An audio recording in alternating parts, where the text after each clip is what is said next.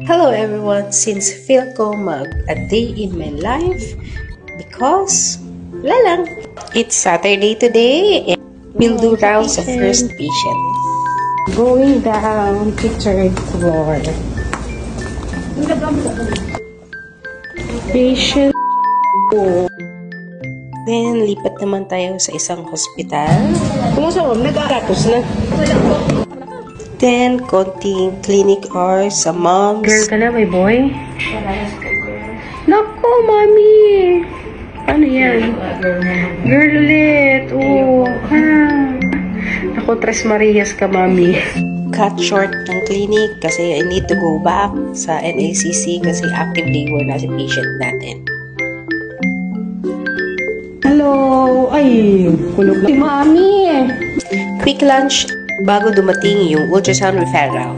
Then, we're off to Ocampo, Birds and Beyond. After Ocampo, drop by sa But First Coffee. Pag-uwi ng bahay, did a quick change kasi we'll be attending an amazing lecture. Then, bago umuwi, bisita muna sa undelivered patient.